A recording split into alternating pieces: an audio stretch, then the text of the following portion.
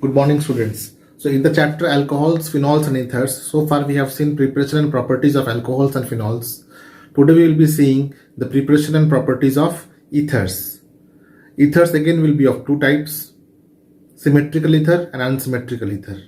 Symmetrical ethers are those ethers in which the oxygen atom is flanked with symmetrical or same type of hydrocarbon, whereas unsymmetrical ether contains different alkyl and aryl group flanked with the oxygen atom. Now there is a similarity of water with ether. Just like in water, two hydrogen atoms are flanked with the oxygen atom. Similarly in ether, two alkyl groups or two aryl groups or one alkyl group and an aryl group are flanked with one oxygen atom. Alright. So since in the either side of the ethers alkyl group or aryl groups are there, that is why it does not form intermolecular hydrogen bonding. However, due to the presence of the electronegative oxygen atom, it can definitely form hydrogen bonding with water. But in case of higher ethers, in which the ether contains long chain of hydrocarbon, the hydrocarbon part sterically hinders the oxygen atom. As a result, further the solubility of ether in the water becomes lesser. Moreover, ether is an organic compound and water is a polar covalent compound. So where there are less chances of hydrogen bonding formation of higher ethers with water, in those cases these ethers are partially soluble or not soluble with water. But the lower ethers, they are soluble to some extent, like dimethyl ether. Now today we will be seeing ethers only. Preparation,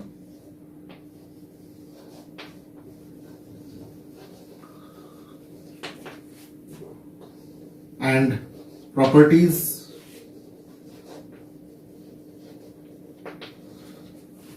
of ether.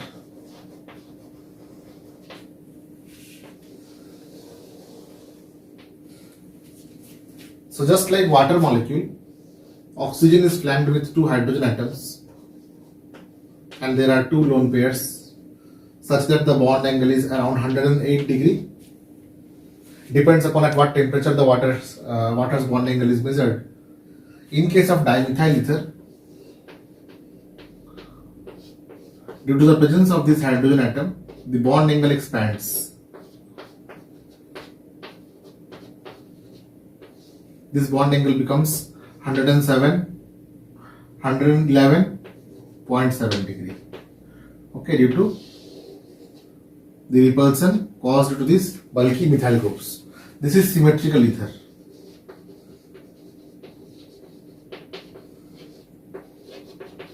Because both sides same type of alkyl group is there. Unsymmetrical ether could be such that one side one type of alkyl will be there, on the other side some other type of alkyl group will be there. It could be both aliphatic as well as aromatic.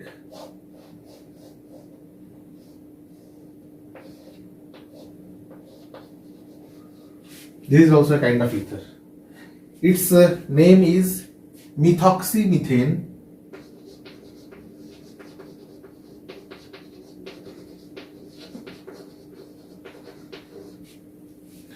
Common name will be, its IUPAC name is methoxymethane. Common name would be dimethyl ether. Now here we will not name it as ethoxymethane, we will name it as a smaller alkoxy, then ethane. So we will name it as methoxy ethane.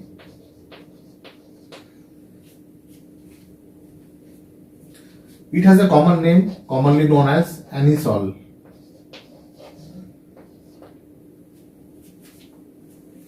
Or methoxybenzene.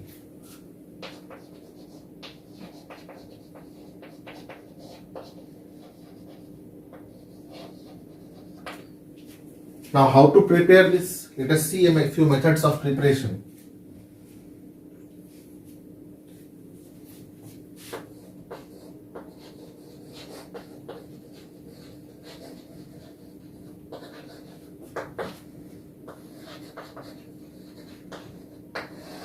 The methods of preparation of ether is very simple. You can take any alcohol. Say for example, if I take C2H5OH and if I dehydrate it at 413 Kelvin, temperature is important, in presence of sulfuric acid, then water molecule will come out.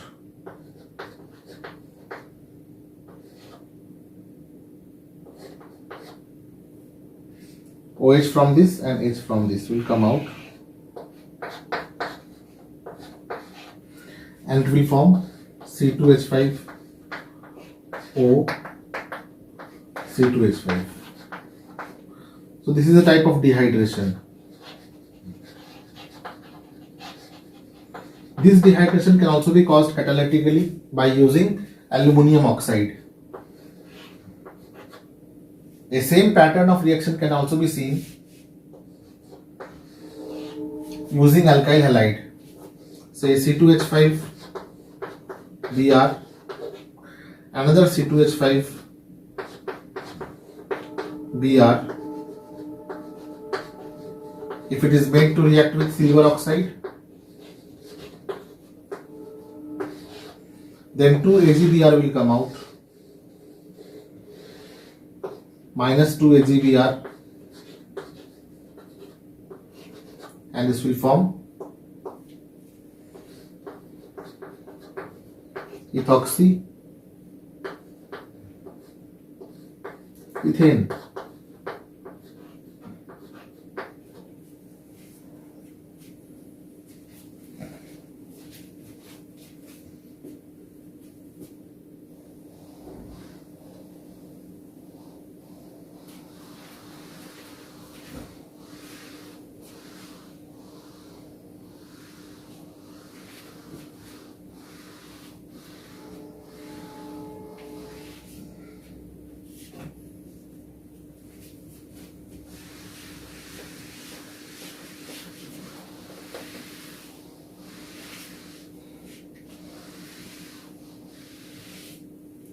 There is a very common and popular method of preparation. It is called as Williamson.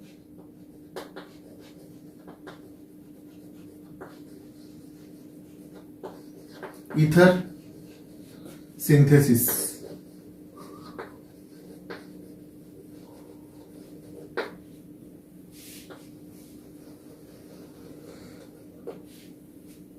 In Williamson ether synthesis, we take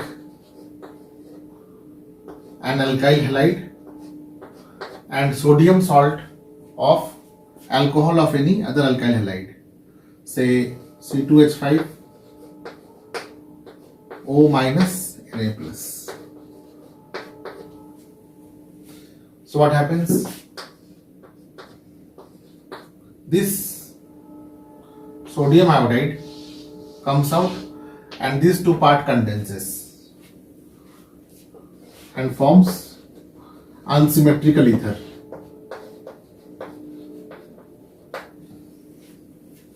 Now there are a few limitations of this process. Let us see the limitation of this process. The important part of this topic is Williamson ether synthesis and its limitation. So I will take two cases and I will show you the limitation. Mostly when ether is formed side by side, elimination reaction also takes place. Dehydration also takes place. Okay? Or dehydrohalogenation can also take place. So let us take a molecule like C H H H CH3 CH3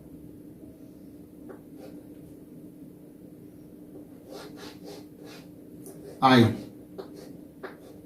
Just like this alkyl halide, I have taken a alkyl halide with lots of substituents. So I can name it as tertiary butyl iodide. Tertiary butyl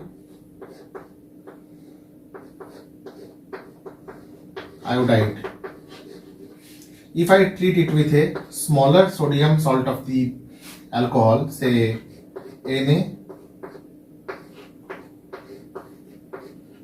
NaOC2H5. This is one case. Alright. Second case could be another design. Another design could be like this. Say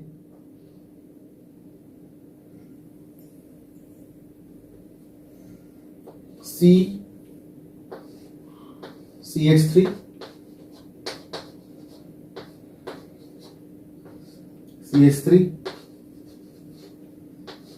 CH3. Now instead of this I give the sodium salt over here.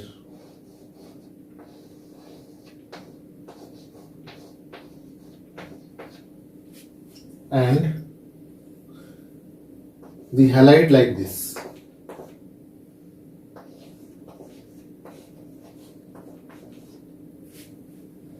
Let me highlight the difference. Do you see the difference in these two cases? Say case 1, case 2. Okay. What we are discussing? We are discussing limitation of Williamson synthesis. Limitation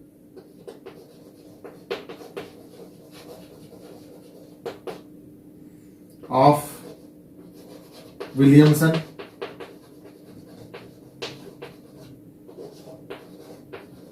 synthesis.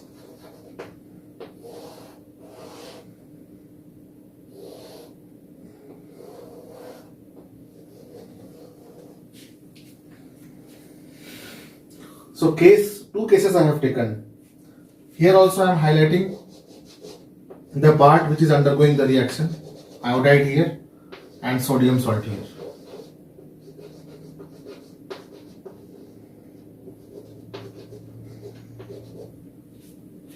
Now from here also NaI could have come, just like NaI would have come from here, but it would not happen likewise. It will not happen like that. What will happen is, here this will break as ethoxide ion O minus C2H5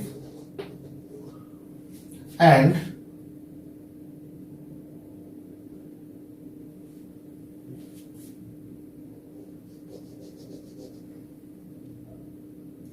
will take this hydrogen out from here. As a result, what will happen? This hydrogen will form bond with this. Okay. This bond will come here as a double bond, and this iodide will leave with sodium. Okay. As a result, what will happen? Here alkene will be formed. What kind of alkene? CH3, the same CH3 molecule. Then C, this carbon, then double bond here, CH2 and this CH3. So here alkene will be formed.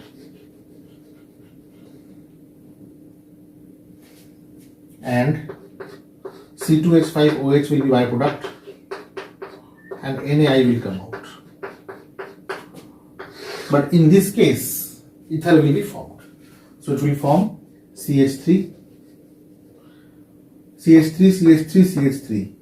I can write all these CH3 as CH3 whole thrice, and this carbon is this carbon.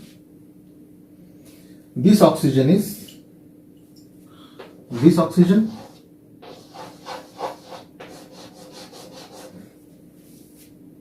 and this C2H5 is this C2H5. So what is the limitation? The limitation is that halide of highly substituted alkane gives elimination product. The limitation is halide of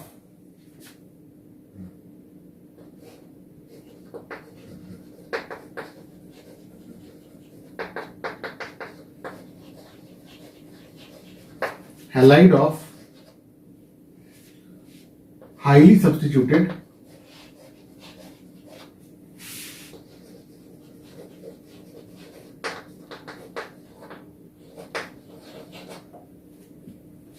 alkane forms alkene. It does not form ether. It does not form ether. Here ether formation does not take place. Okay. Here ether is not formed.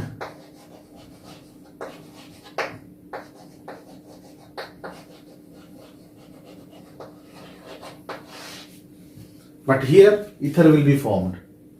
So whenever you have to prepare an ether such that the carbon should contain substituted group, then you should give the sodium salt of the alcohol with the bulky alkyl halide, bulky alkane group. Okay. So the sodium salt of the alcohol, the sodium salt of the alcohol should be a part of the bulky hydrocarbon for Williamson synthesis. Alright, this is the limitation of Williamson synthesis. Okay.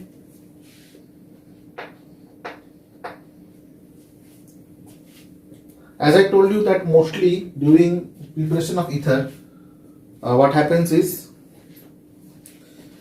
alkene is formed as byproduct if there is any change in the condition. Example, I will take the previous reaction again in which I was doing dehydration.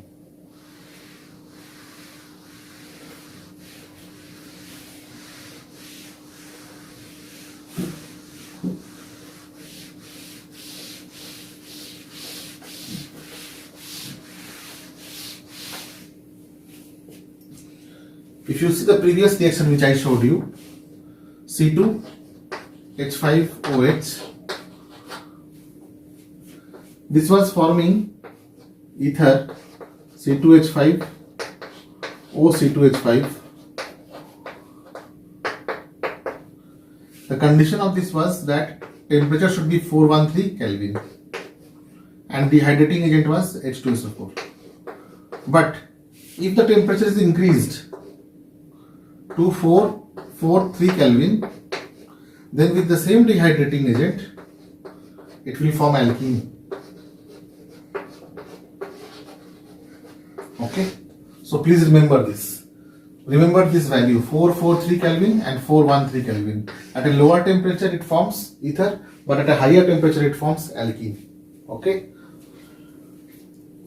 More substituted alkyl halide will form alkene, less substituted alkyl halide will form ether. So these conditions you have to keep in mind, because there is how the examiner will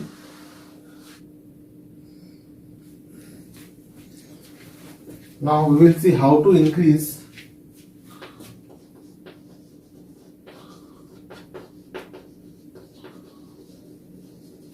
carbon chain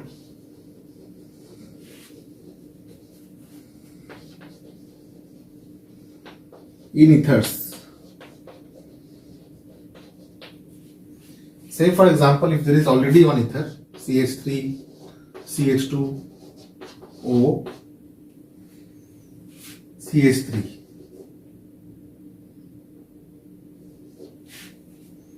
And if I want to increase one carbon more over here, then what I can do is, I can take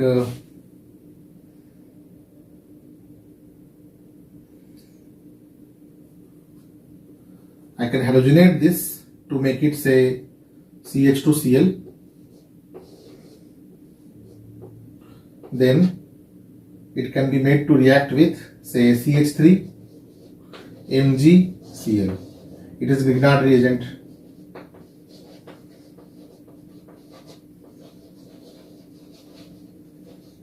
So what will happen? This MgCl and Cl2 will come out and CH3 will join here. So what will be formed? It will form CH3, CH2, O, CH2, CH3. So in this way we can increase the number of carbon atoms. MgCl, Cl. Now some properties.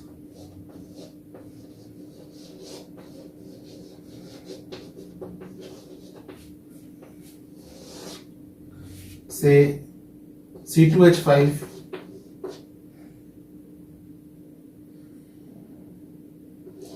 OCH3 is there. If we treat this with Hi,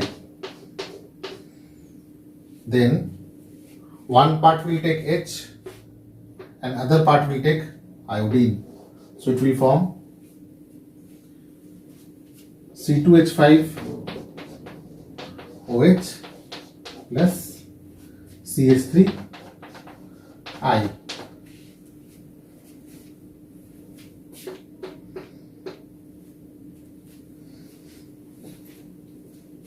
What about the properties of aromatic?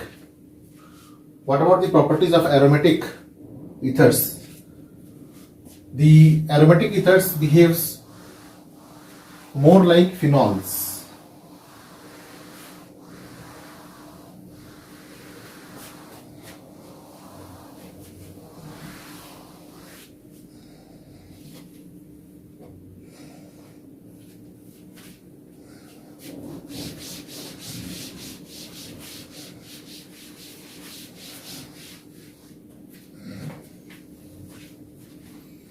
Behavior of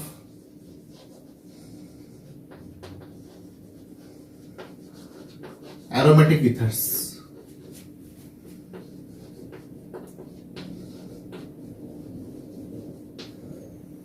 Say for example, we take sodium salt of phenol and make it to react with CH3I.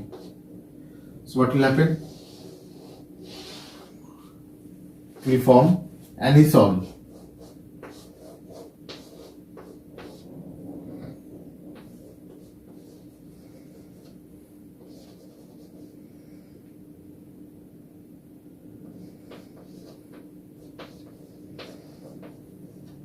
This is also called as anisole. Now, why should there be any difference in the property of phenol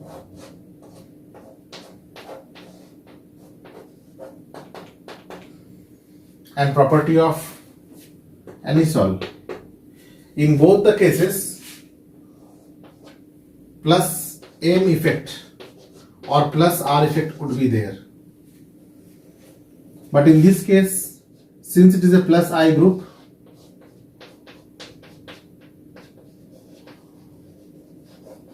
it will increase the electron richness in the ortho and para more. So,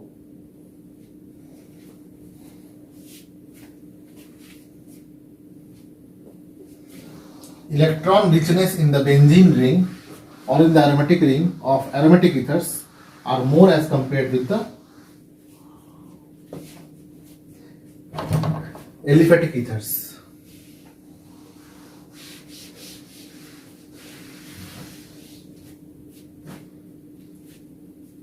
Due to plus I effect of alkyl group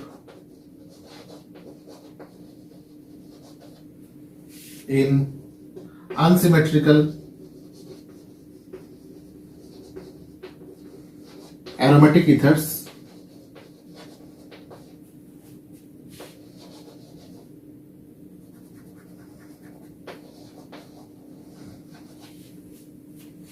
the electron richness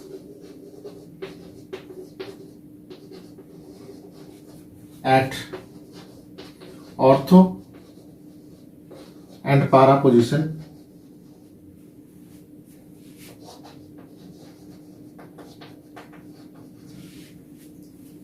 is more as compared to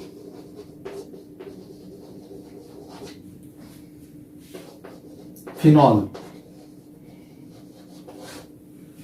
So what is the similarity between phenol and ethers, aromatic ethers? They have benzene ring. They have also benzene ring. They have one oxygen phenoxy group. They also have a oxygen phenoxy group. Alright. Difference is that here only H is there and here CH3 is there. So here you will see mostly plus M effect or plus R effect will be there. Here plus M or plus R effect is there. Along with that plus I effect is also there, which increases the electron richness in the ortho and para position.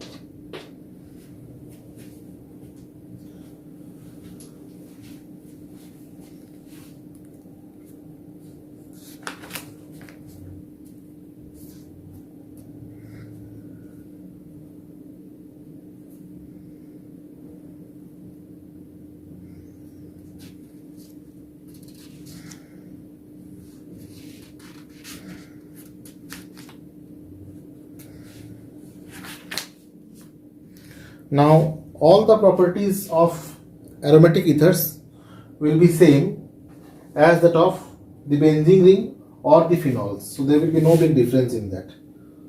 Okay. So the properties of aromatic ethers can be studied just the way we study about the electrophilic nature of the aromatic ring.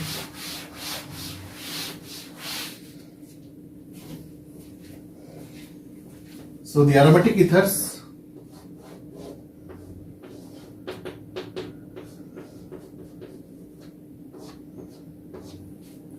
with electrophile will also form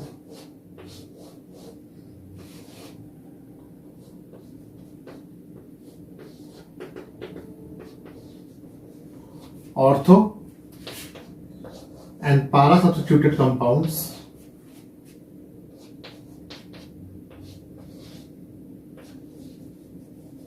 in 2:1 ratio.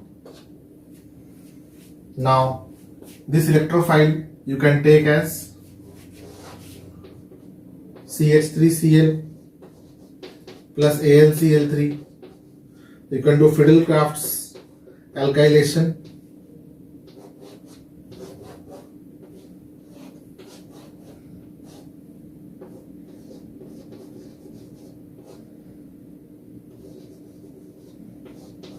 Methylanisole, orthomethylanisole,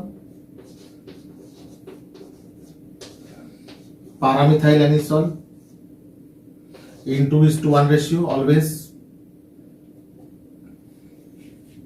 You can do Friedel-Crafts acylation,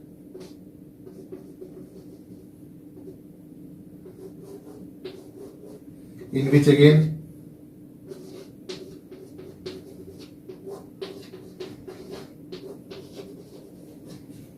ortho and para compound will be formed.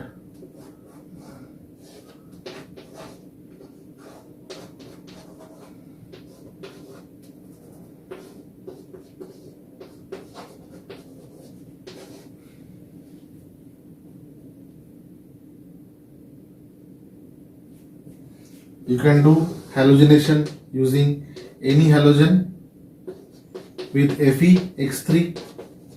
So you will get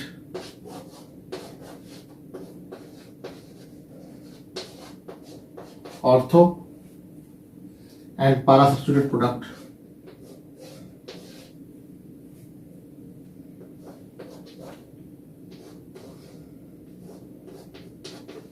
They all will be in 2:1 ratio.